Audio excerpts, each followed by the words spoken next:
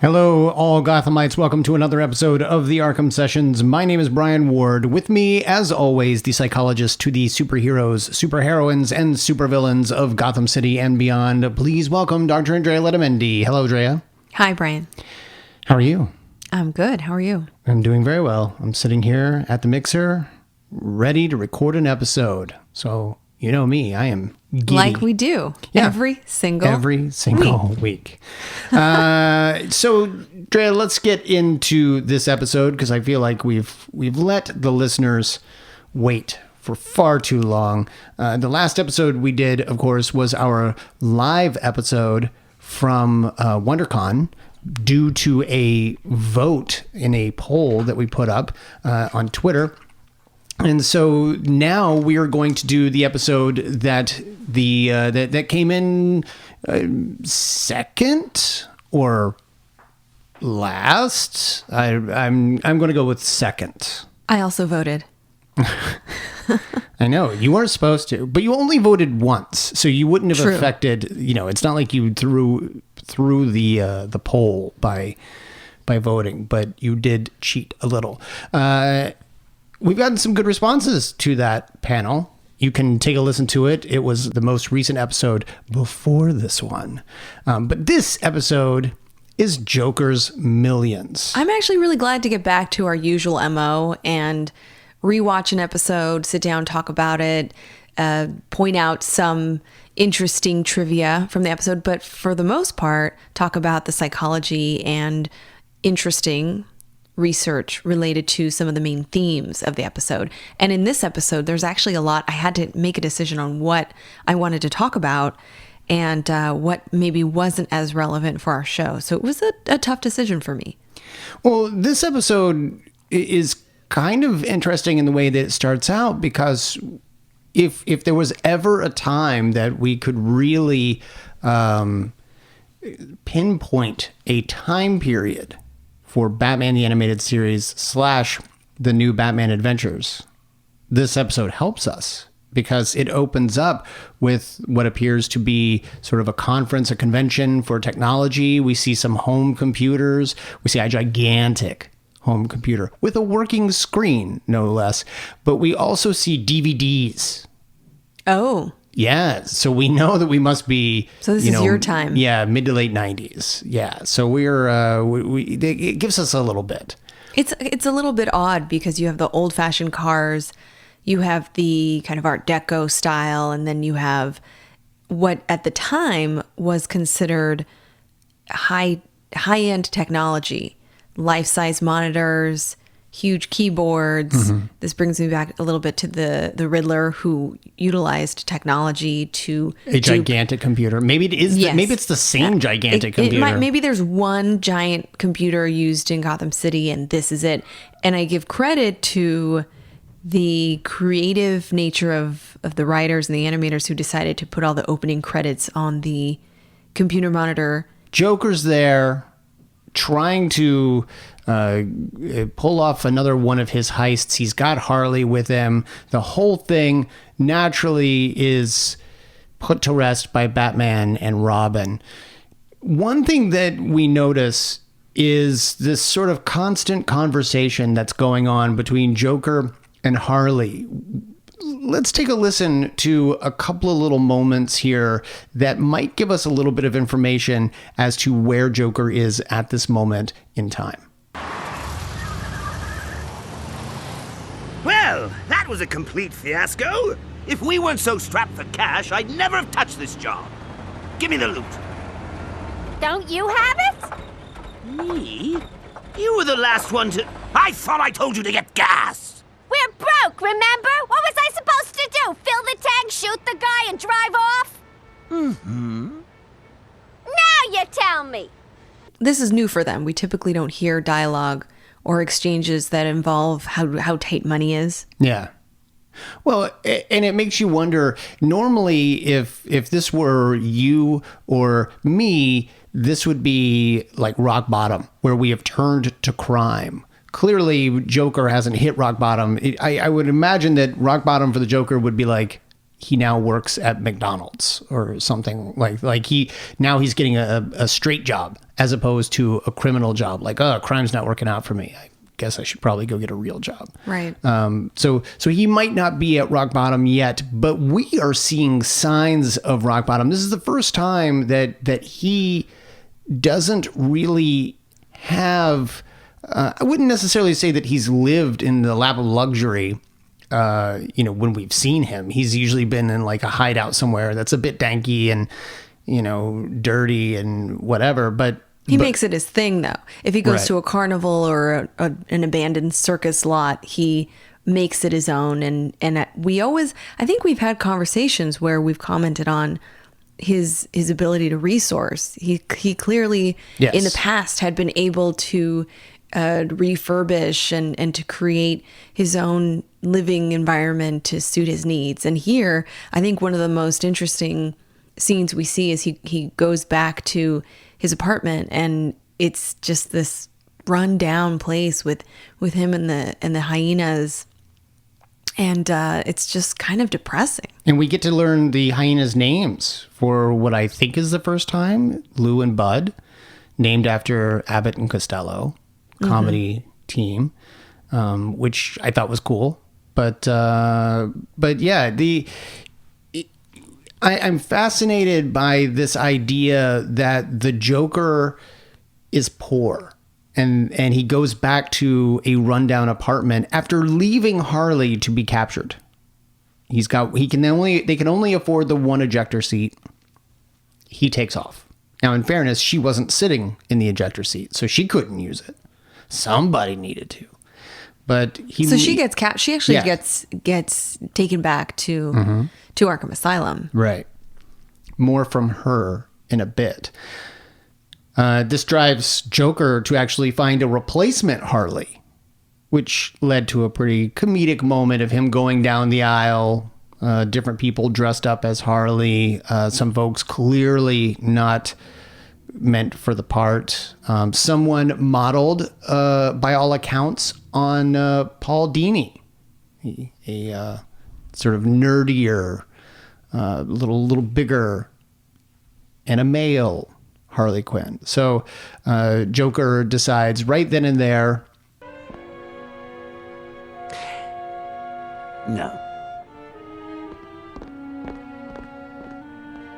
Darn!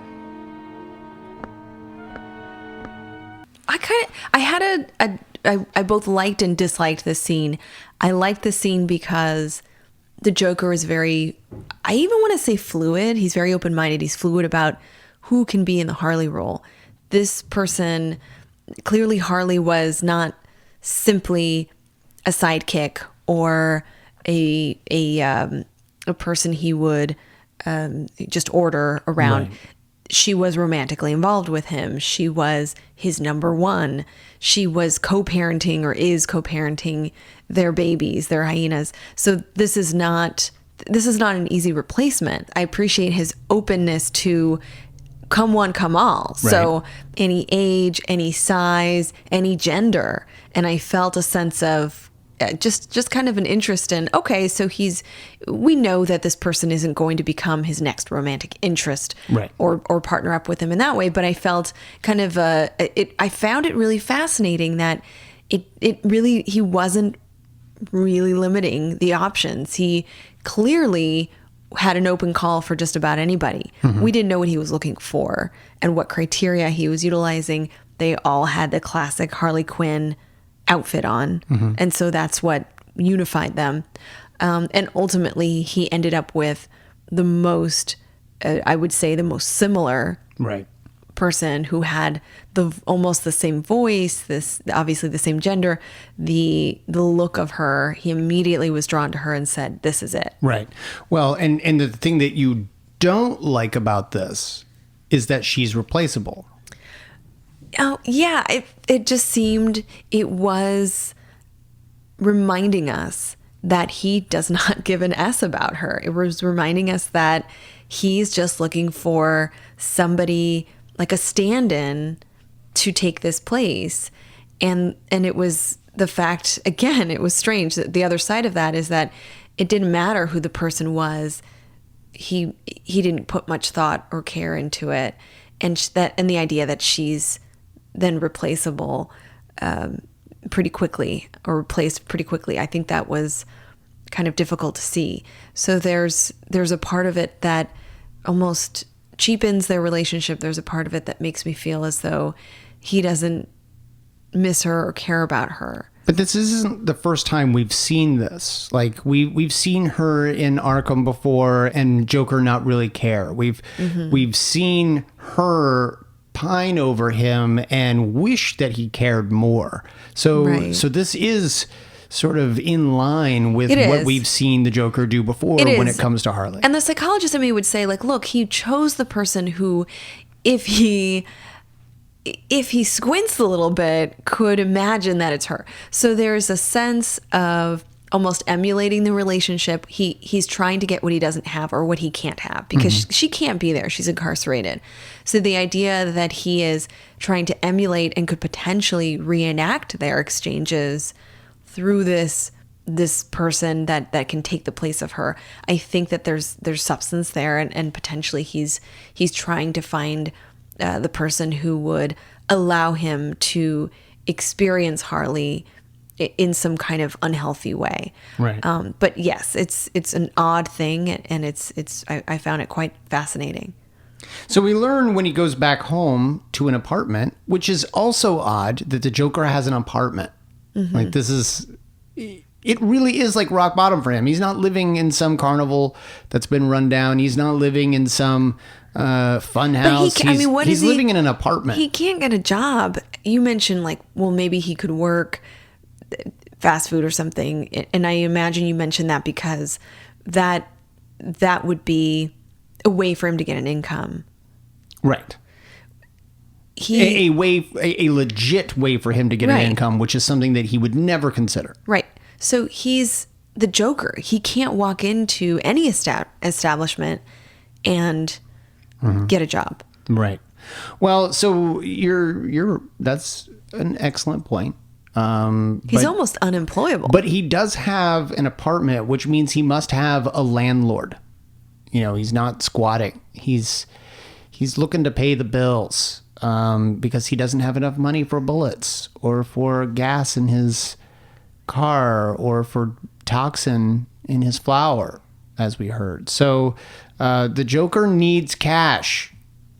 And with desperation comes a little bit of hope, apparently, because he receives a letter that says that his rival, King Barlowe, has passed away and he is being given $250 million.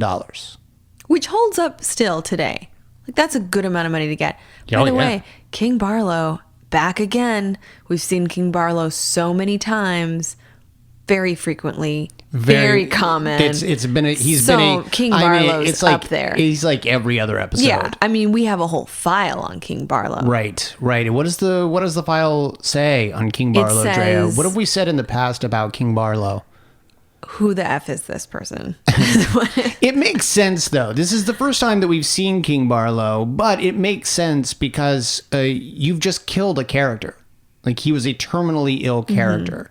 And that character has now passed away. If this had been a character that, one of the other kingpins that we've met over the years, I don't know that any network or writers would want to do that to kids and be like, oh my, this character that we've grown up with has now died of cancer or some other terminal illness. So I get why they did it, but you're absolutely right. We've never heard of King Barlowe before. Now, I will give you this much. This episode is actually taken from a classic Detective Comics issue, Detective Comics number 180, which was, I think, 1952. Way back. Right. Yeah. And King Barlowe is the mobster that Joker finds out he's inherited money from at his funeral. So at least they kept Barlowe as part of the story. But He finds out that he receives $250 million and instantly uses that cash to do two things. He hires lawyers and he hires psychologists. Drea, these folks don't necessarily give your industry the greatest of names. Well, I think that it becomes really complicated when you have it. Okay, so his goal here is to establish that he's legit, that he can assimilate, if you will, into the community now that he has money, which is something we've seen before with the Riddler. Right. You know, we've seen the Penguin try to reform. Right. And this time the difference is that the whole premise is I have enough money to not ever have to worry about crime. I am comfortable. I'm more than resourced enough to just enjoy my life. But the Joker was smart enough to know he couldn't just say that, especially with Batman lurking around. So he had to establish his sanity and his fit to be a cooperative citizen in the community. Yeah, he also gets his criminal record scrubbed, which I think is smart. Two things. You got to scrub the criminal record before you test that you're sane, because my understanding is the fact that he's insane is the reason that he goes to Arkham and not to Blackgate or Stonegate, whichever. And you know, that to me seems like, well, if you can scrub the criminal record before you prove that you're sane, there's less likely of an opportunity for Batman or the police to come and get you and now try you. He's like, well, we've now proven that you're sane, so like we could put you in the electric chair if we wanted to. Well, this is somewhat reminiscent of The Dark Knight, right? I'm sorry, The Dark Knight Returns, the graphic novel by Frank Miller, right? Where the psychiatrist is literally telling the media, I've assessed this person, I've done testing, I've had several face-to-face evaluations, and he is hands down sane. And I think in those terms in the comic, some of the words used were that he was fit to be released and sane, not a danger to the community. In this animated episode, I cannot be more giddy around the scene. There's like I think a montage of the Joker going through this process of buying himself a mansion and going golfing and doing all the things that we think rich people do.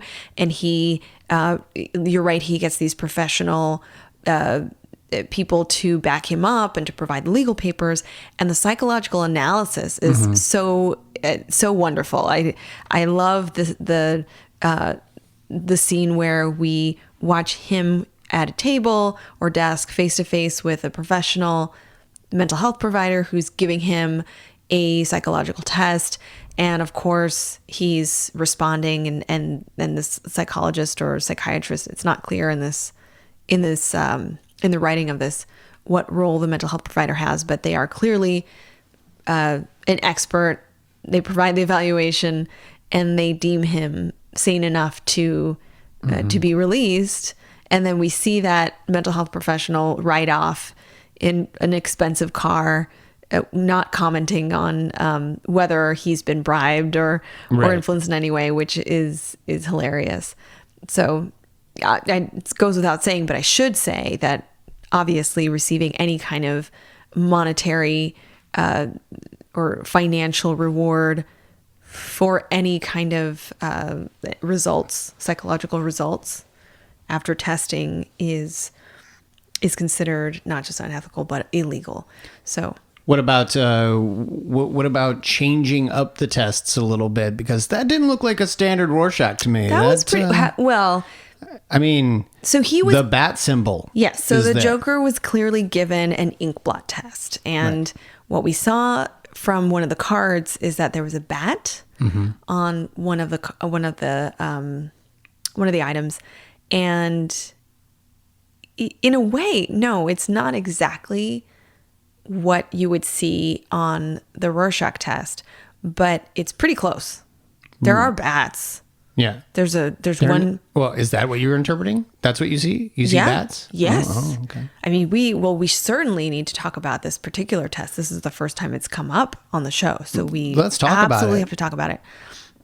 Well, one of the reasons why I love the scene is that there is a bat on one of the cards, and in the original, so there's only one type of official Rorschach Inkblot test. There are other types of Inkblot images that you might see around, but the original Rorschach test has 10 images on 10 separate cards.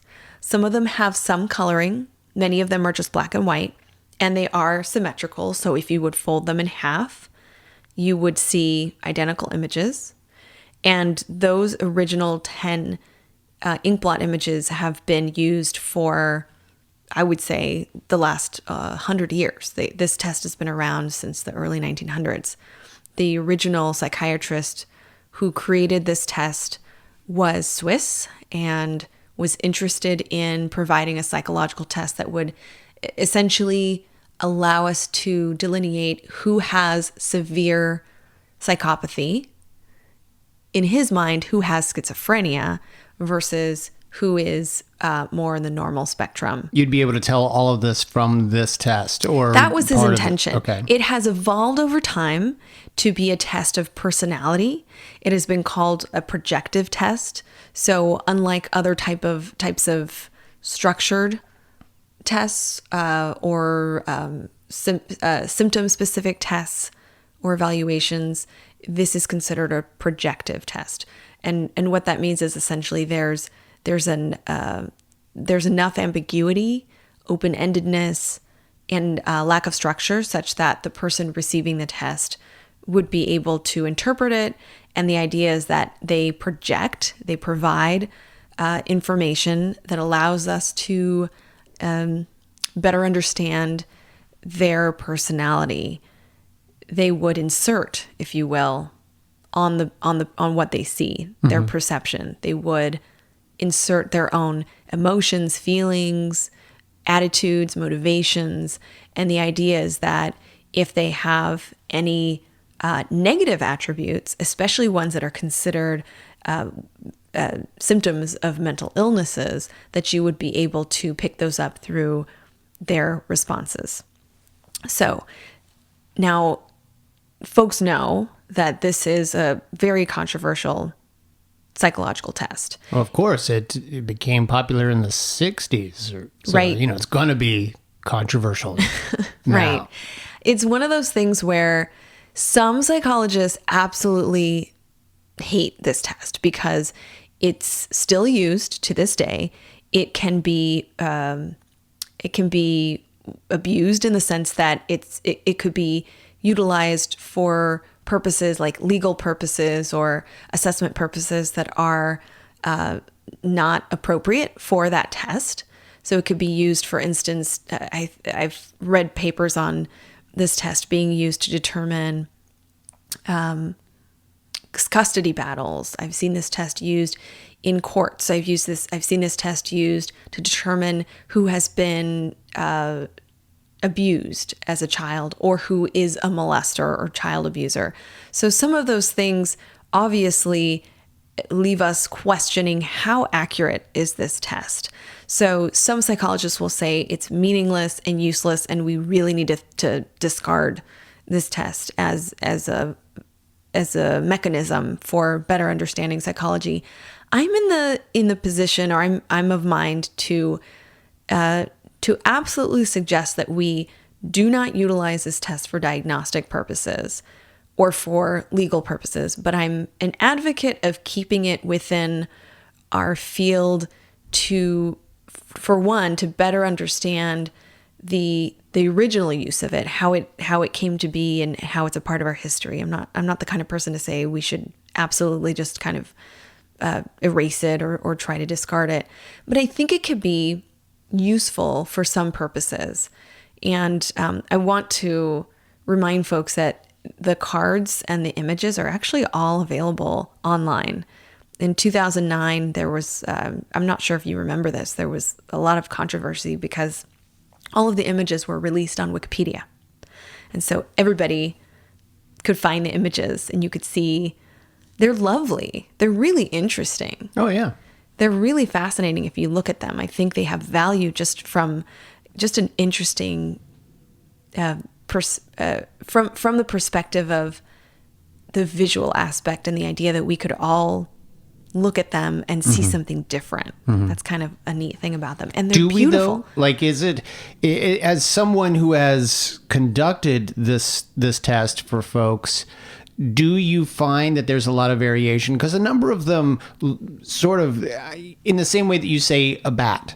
Like some of them, and there is a card that you can find in the 10 original cards that looks so much like a bat that folks say this is a bat. Well, and that's what I'm saying is do we all see different things in there, or do you find that more people sort of say the same thing over and over again, and that's kind of how you're determining whether, you know, and I guess for me, because I don't know the history of the test itself, did Rorschach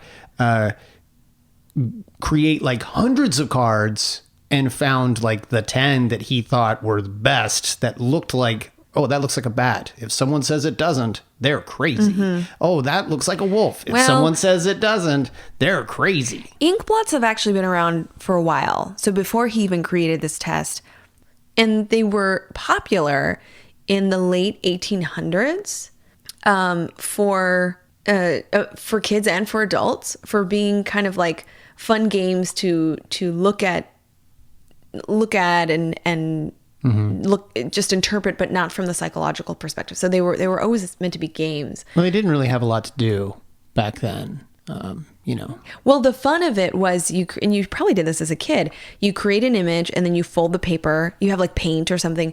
You fold the paper in half and then you unfold it and you have this amazing, beautiful image that is identical or symmetrical. They were originally called gobo links. So that's where the original idea came from. But then Herman Rorschach in the 20s, in the early 1920s, decided to take that idea and then play around with it. And he did test them on individuals, specifically individuals with schizophrenia, to better understand what their responses were and how they were different than folks who did not have severe mental illness.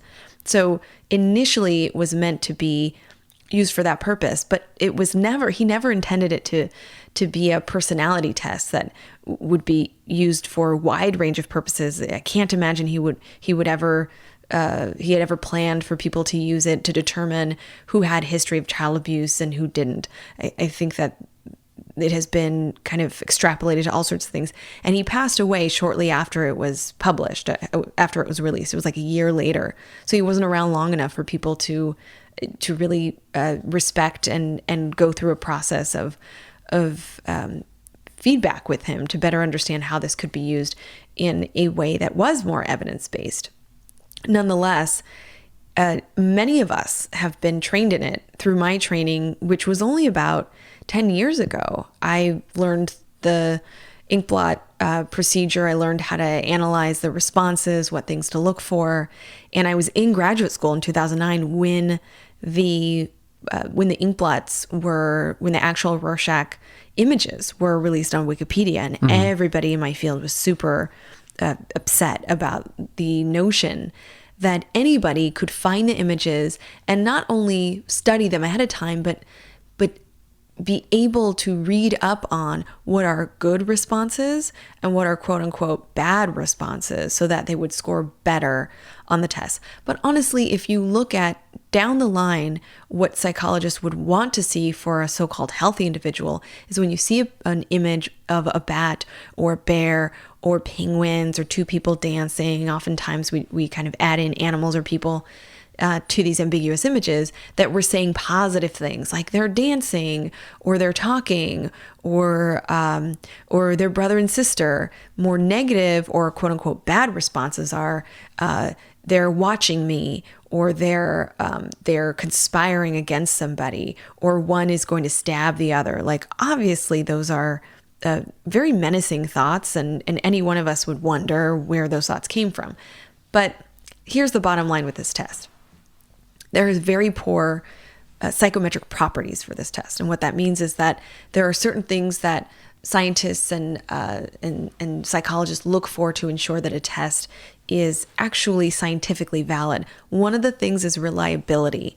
In particular, the Rorschach test scores very poorly in what's considered scoring reliability, which is how consistent people are as they utilize this test. So if you do a test and you come up with some findings, and then I deliver the test to the same patient and I come up with some findings, we're not going to be on the same page. The variability across the administration and the results is so it's just so wide, and it doesn't give us any consistency. And so that has really led to the hesitation for psychologists to use this as anything other than kind of just a getting to know you blank slate. Hey, I'm going to show you some images. What are you seeing here? And so for that reason, I think there is some value in using something like that to get to know a client and to better understand the things that they're seeing. But honestly, beyond that, I'm not sure that it has a lot of value. Right. Interesting. So we see this battery of tests. We get information from his psychologist or psychiatrist, whomever, that he is totally sane. We hear from his Johnny Cochran-esque lawyer that he needs to be freed of all of his charges. And it all happens. And now he is free to spend his money like a millionaire the way that he wanted. Batman, of course, we've seen this before. Batman, he's not happy. Yeah. In fact, I think we're probably going to see him, hanging out in a tree outside his house. There's a scene where Batgirl is interacting with him, and we just see him in front of his computer break.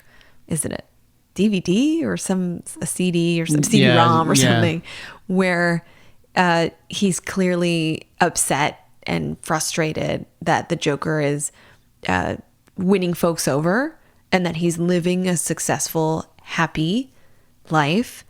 Why do you think Batman is so upset? Like, is he jealous that he doesn't have $250 million? I think Batman has $250 million. I think the problem is that he sees it as the Joker having won. But here's the problem that I have with that. You would think that Batman would be confident enough to know that the Joker can't just retire.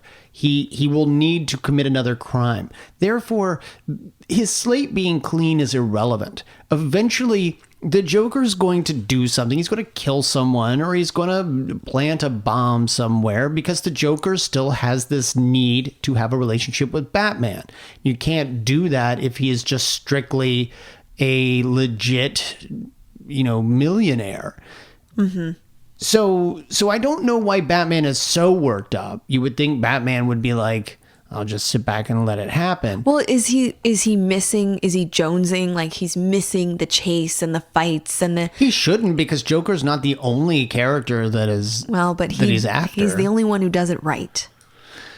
Just the way Batman likes it. Yeah, that's true. Well, we do see Penguin in this episode. Like, Penguin, this is the first time we've seen him in the new Batman Adventures.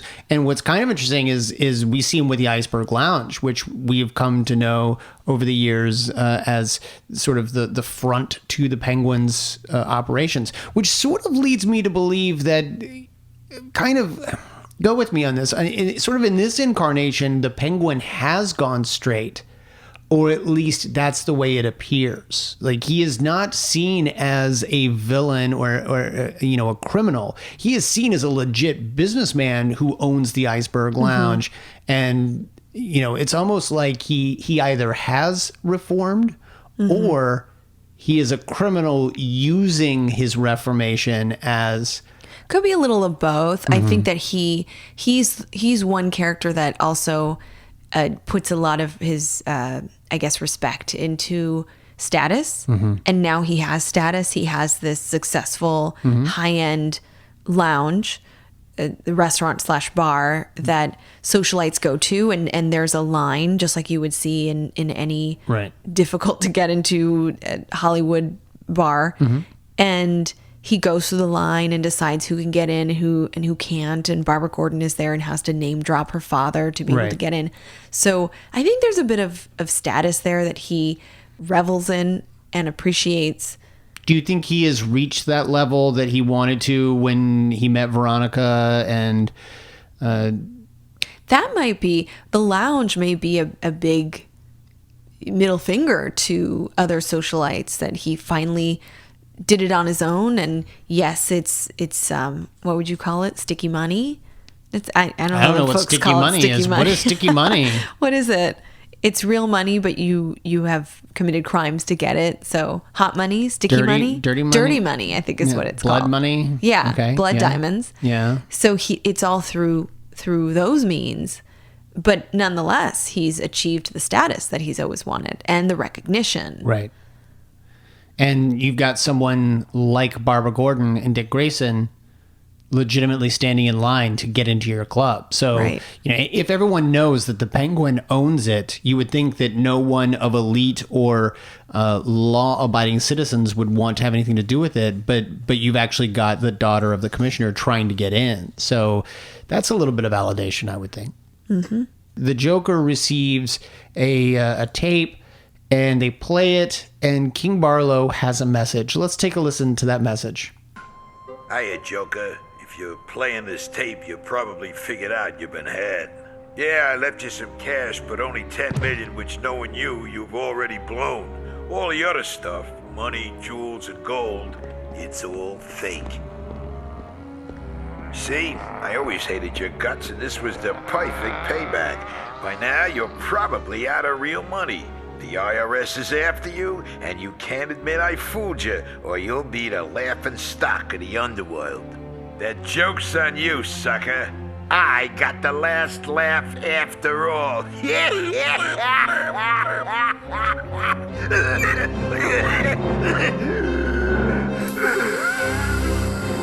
Drea, the Joker's been played. And I want to get your take. I mean, clearly we could talk about King Barlowe a little bit if we wanted to, and we could say, what kind of a guy does this to another person. But I'm more interested in the Joker. I'm more interested in the fact that he is so desperate to believe that he has just gotten $250 million from his arch rival in the crime world. Clearly Batman is his arch rival, but he is so desperate to believe it that he's okay with that. To me, it's very much like con artists pulling inheritance scams and telling people they've acquired a ton of money from a relative they never knew existed, or that they themselves had just acquired money from a relative and needs help with money to get that money, and then you pay out and you never see your money again, and you certainly never see any of the money that was supposed to come back to you. Those sorts of inheritance schemes, I find it fascinating that the Joker was desperate enough to like fall for one. Talk a little bit about those people who are so hard up. They are desperate to believe what is very clearly a too good to be true scenario.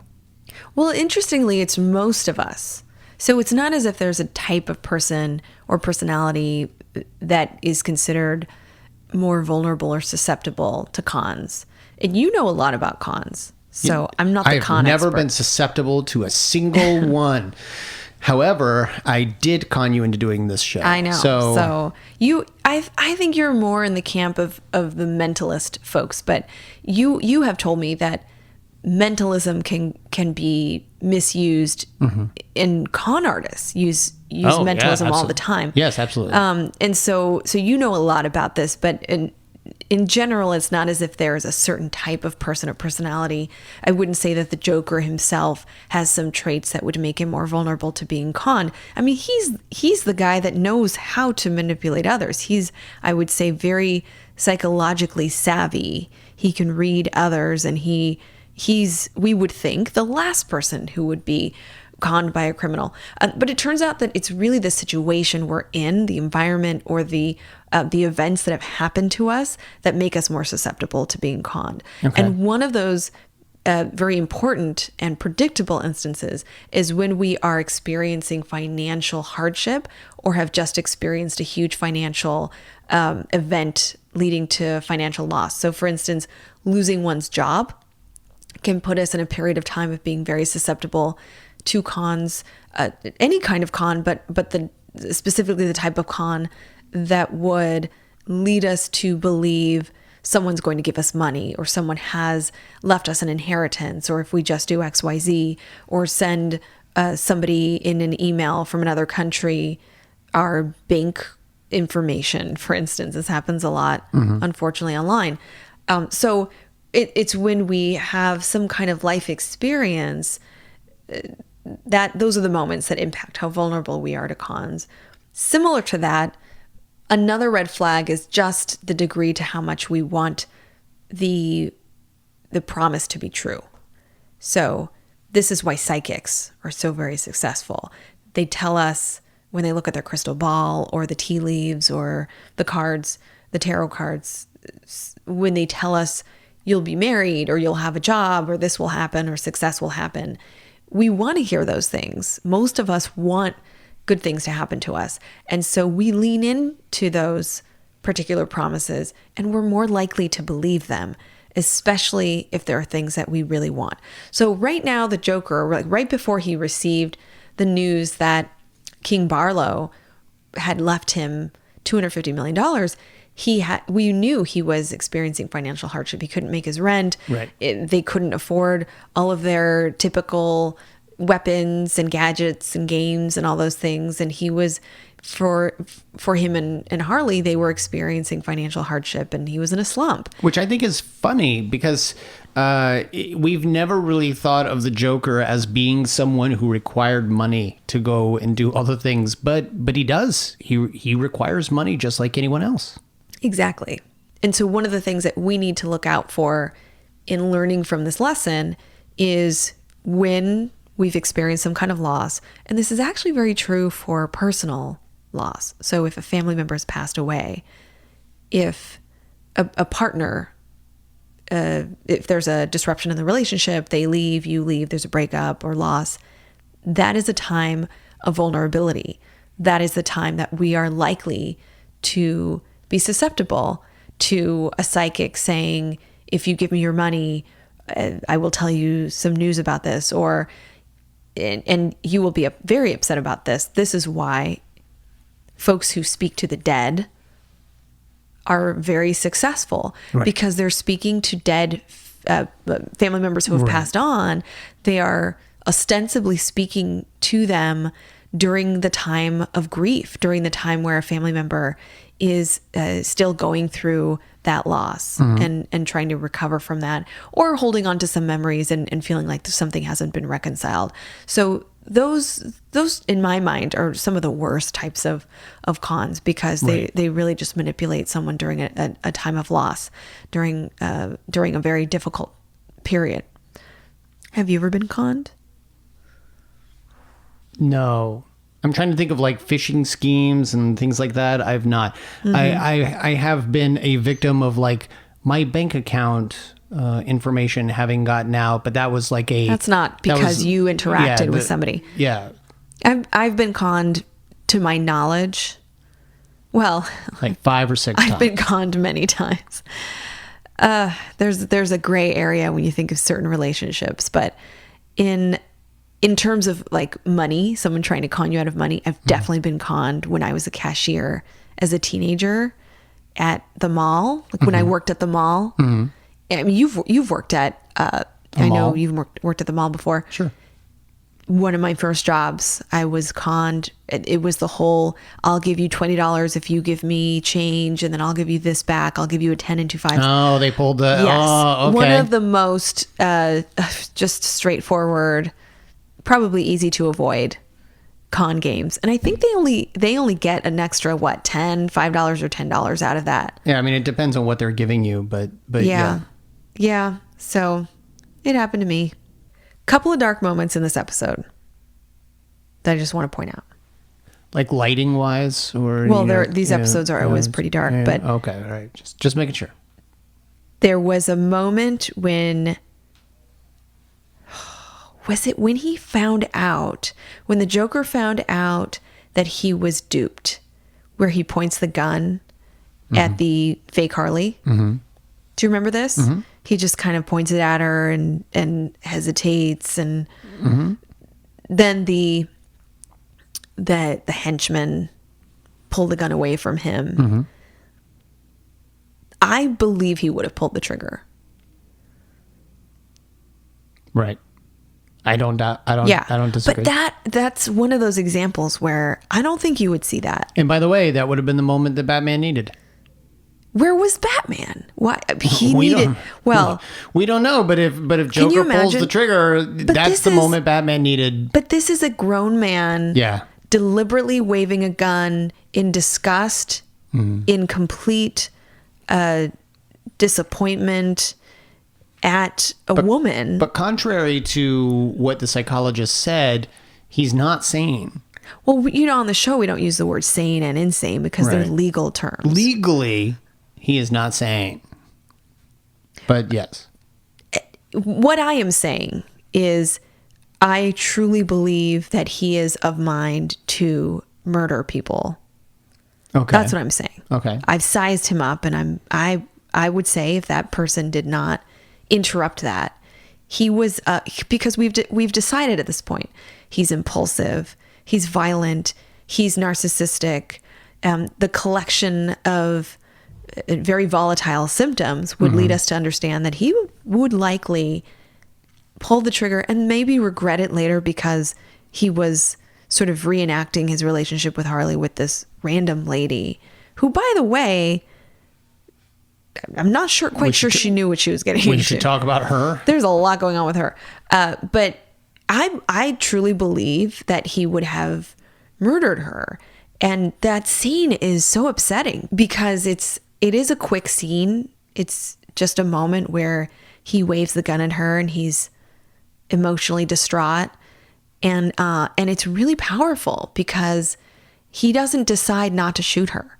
Somebody interrupts the process.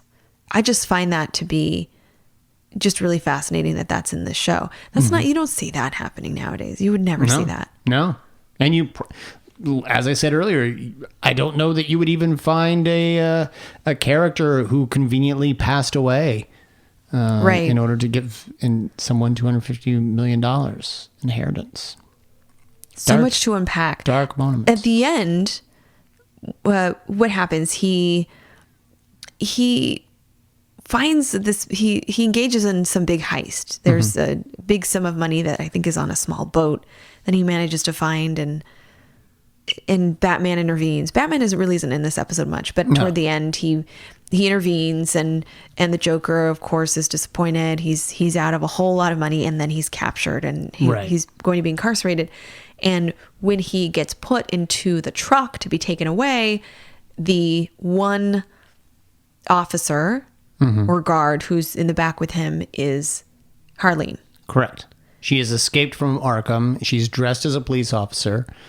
And it sort of looks like the same police uniform sort of outfit that she was wearing the first time we saw her in Joker's favor. And he is initially very excited to see her, but we, the audience, get the idea that she's quite upset about the ejector seat incident and that she might be using her billy club on him, which we could probably spend a whole other episode talking about. The fact that she likely beat the Joker. Right. So some more violence between them. Right. By the way, I remembered the other dark moment that happens at the very end of the episode when the Joker is on the boat, and and all his money is being blown away, I think, by Batman's Batwing. He says, as he's trying to jump into the water, I don't want to save the money. I want to go with it. Right. Which is a suicidal intent. Yeah. He's basically saying, and this actually leads me to one of my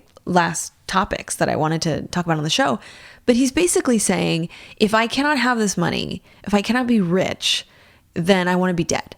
I want to kill myself because life was so miserable. When we were in poverty, I shouldn't even call that poverty because they had shelter, but when we were experiencing financial hardship, it was so bad that I would rather be dead than be there again. So I let me ask this question. People say all the time, can money buy happiness or whatever. And I guess I have that question for you. Is that could the Joker have reformed if he had that money and didn't find out that he had been scammed? Does money buy happiness? And I think I know the answer, but I want you to talk a little bit about it. Wait, so what do you think? Do you think, generally speaking, Joker aside, you don't believe that money buys happiness? No, absolutely not. I think with money comes other problems, but I think it alleviates some of the problems that we are, if I had more money, I would have fewer of the current problems, but I might have more other types of problems. Right. Well, you, my friend, are wrong. Oh. And you're slightly right. Okay. So there's a lot of studies. There's a lot of research in the area of the relationship between money and happiness. And generally speaking, hands down, across multiple research studies, it's been found that income and happiness are indeed significantly correlated. But the relationship differs depending on how much money we're talking about. And of course, there are some variables that come into play that could impact that relationship. But generally speaking, the more income you have, the more likely you are to report that you're happy. So it's true that the higher we are on the economic ladder, the happier we report ourselves to be. And this shouldn't be surprising because money, or having some money, helps us to acquire certain luxuries and pastimes, right? I have money to play golf, or I have money to go to the movies and see the Lego Batman movie. If I have money to have a Netflix subscription and watch Legion or FX online, however we're watching those shows, right? HBO Now, whatever. Obviously, there are ways that you can utilize money to then acquire other things that can lift your spirits and make you happy. And in addition to finding things that increase your happiness because you like doing those things, there's also the likelihood that you can take care of yourself. So if you have money, you may be likely to have treatments or medication that can help any ailment that you have. Right. And so obviously we won't go into healthcare, but if you can afford to be healthy because you have access to treatments, then you're more likely to have a satisfying life and report being happier. But it's not necessarily true that wealthier people lead happier lives. There are some caveats. The relationship between happiness and money is only true for a certain kind of happiness. So when asked, are you happy, or report on a scale generally how happy you are, then yes, that relationship is pretty strong. But when you ask more specifically, so how joyful were you yesterday, or the opposite of that, how stressed and angry were you yesterday, then that relationship between money and happiness is a little bit disrupted. The pattern of results suggests that wealth makes us happy when we're thinking about our lives in general. Am I happy overall? Yes. But then more specifically, when we think about a current state, like, am I happy right now? Then the relationship is not as clear. The second caveat is that when psychologists and sociologists and folks like me discuss this relationship between money and happiness, they assume that money is the causal factor. But of course, the causal direction could go both ways. So money may buy happiness, but happiness could also, so to speak, buy money. So several studies suggest that happier people are more proficient or gifted at earning more. In other words, if I'm happy in life, I'm a go-getter. I find life satisfying and fulfilling, and I'm going to go for the things that might increase that. So I may be more optimistic. I may be more motivated. I'm going to go for the jobs that are going to pay me more. Again, generally speaking, that's what the idea is. And then the last thing here about the relationship between money and happiness, it's that there seems to be an actual cap on that after $100,000, and I looked at a study that was published in 2015. So this isn't from the 20s. The 1920s, right. During the Inkblot testing. After once I've received $100,000, I am ecstatic. But after that, okay. So this is the idea that the link between money and happiness is a great deal stronger for folks that have less than $100,000. And that makes a lot of sense given what we've talked about. Again, around that, under that range, there's a division. There's the idea that under that range, there are folks that can't afford healthcare. There are folks that are unable to have shelter. There are folks that may struggle to have things to do during their leisure time. So when you're under $100,000 in terms of annual household income, you are likely to find this relationship to be stronger. So the more money you have under that cap, the more likely it is to make an impact on your happiness. Above $100,000, yeah, you can buy other things, but honestly, after that cap, the increase in happiness is so incremental. It's kind of small. And I think it's related to what you're saying, that it just introduces more problems. And no matter what your income, everybody gets stressed. Everybody experiences depression or anxiety. No one is immune from those things. Well, and I have to ask, because you keep referring to annual income, and while I understand that income is significant, I have to wonder about someone who is working versus someone who inherited money. So if you are someone who doesn't have a job because you don't need a job, I imagine your stress level might not necessarily be as high as someone who has an insane job that pays an incredible amount of money, but that person is probably experiencing a great deal more stress. I think back to a documentary that I produced the DVD for a few years back, and it was directed by one of the heirs of Johnson & Johnson. I think his name was Jamie Johnson. And Jamie Johnson? Jamie Johnson. And he was making a documentary where he was interviewing all of his insanely rich friends. Mm-hmm. And they were all around the same age. He was about to turn 18. And the moment he turned 18, he came into all of this money.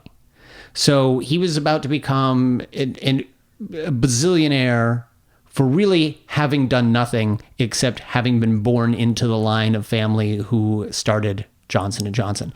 So he decided to make a documentary about this. Mm-hmm. And he wanted to know more about his family. He also wanted to know about where the money came from, and he wanted to know why he deserved it. And he wanted to know what other friends of his felt. And you had some really jerk-like friends. I mean, even during the documentary, one of his friends decides to sue him because he decided that he didn't want the interview on there.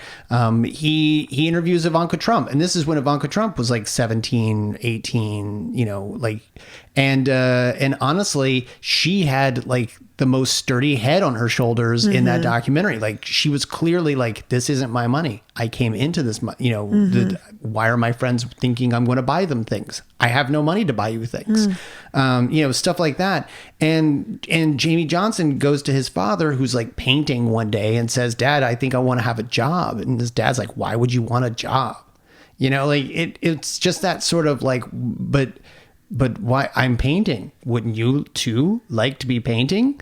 And the kid says, well, but I think I don't want to just be doing this. I want to have a career. And the guy says, well, okay, what can you do? How how about collecting maps?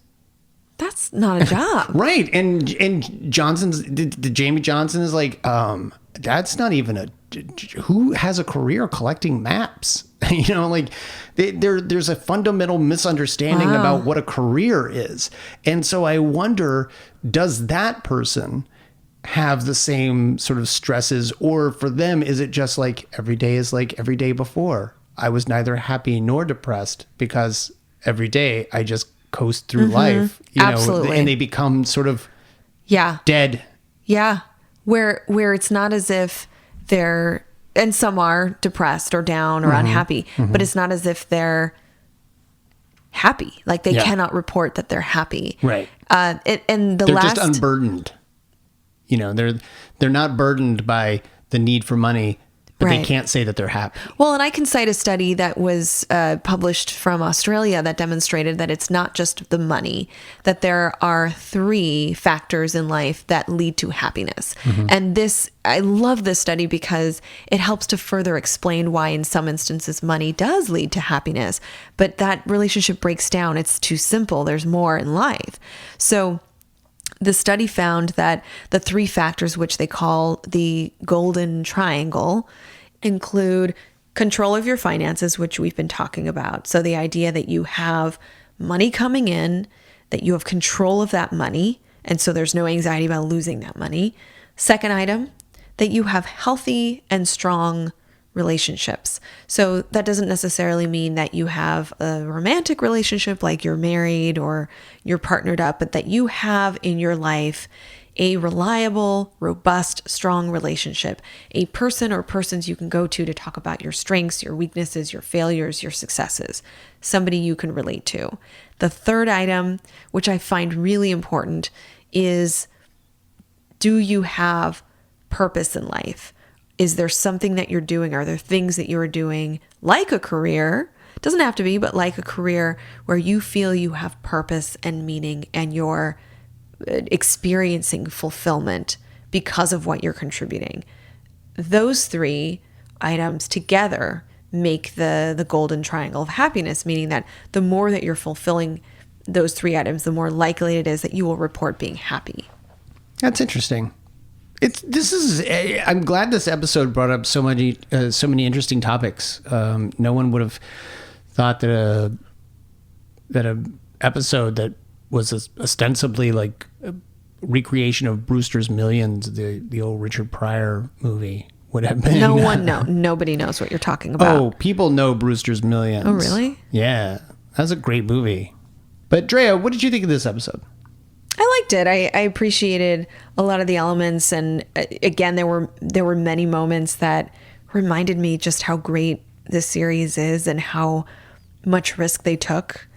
And I know at the time things were more acceptable, but I think even then they were taking some risks with theme and writing and tone. It was a Paul Dini episode. Yeah, absolutely. Can't go wrong with a Paul Dini episode. Drea, you and I have something coming up that we think we should probably tell folks. We've got another convention appearance. Yes, we will be at Comic-Con Revolution in Ontario, California on May 13th. I believe it's a one-day convention, so if folks are not familiar with it, but they're in the LA area, or if they're already familiar with it and planning to go, we will be there during the afternoon, and we'll have a panel there as well as a meet and greet. That's right. Our panel is going to be about the psychology of Batman. Shocker. But we're going to do a live episode of the podcast. We are going to be covering a fan favorite episode, Over the Edge. So you're not going to want to miss this one. We're going to have a special guest, a friend of the show, Livio Ramondelli, who is an artist at IDW Comics. But he has been waiting patiently for us to discuss this episode for like 2 years. And we promised him the opportunity to watch the show with us and to participate on this panel. So he's looking forward to that. We're going to be discussing Over the Edge that afternoon. Be sure to check out Fanbase Press comicconrevolution.com so that you can get the full schedule and get all the details. But it's comicconrevolution.com, and that is on May 13th. And then, like Drea said, immediately after, you can come and talk to us. Let us know what you think. Drea, until next time, where can folks find you online? I'm on Twitter at Arkham Asylum Doc, on Instagram, Arkham Asylum Doc, and online, underthemaskonline.com. You can find me on Twitter. I am at bward028. You can talk to both of us on Twitter. We are at Arkham Sessions. You can also come like us on Facebook and come to our IMSI community. That is imzi.com/Arkham. And go, like I said, check out our family over at Fanbase Press. You can find them on Twitter. They are fanbase_press. And you can go to fanbasepress.com for all the latest on their news, their interviews, the comics that they publish themselves, and their other podcasts. And thanks to folks who have been emailing us and sending us notes and messages on our social media. Special shout out to Jill, to Andrea Bright, to some of the folks who recently reached out to me. I've been trying to keep up with some of your messages, and I appreciate all your lovely words to me and Brian. And if you have any comments or questions about the topics today, thoughts about the relationship between money and happiness, especially your thoughts about the Inkblot tests, please let us know. We would be intrigued by any of your contributions and comments in those areas. Absolutely. And if anyone is interested, by the way, that documentary that I was talking about is called Born Rich.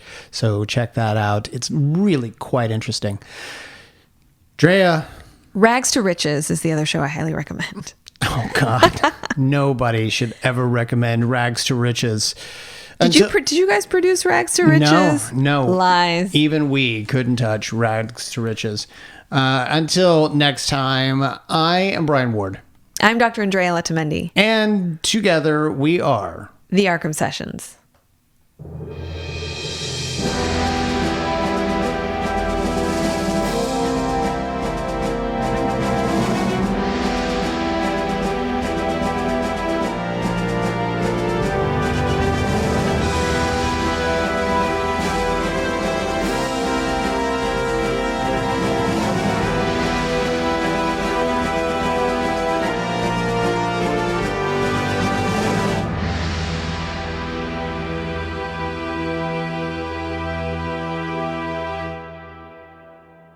Let the good times roll!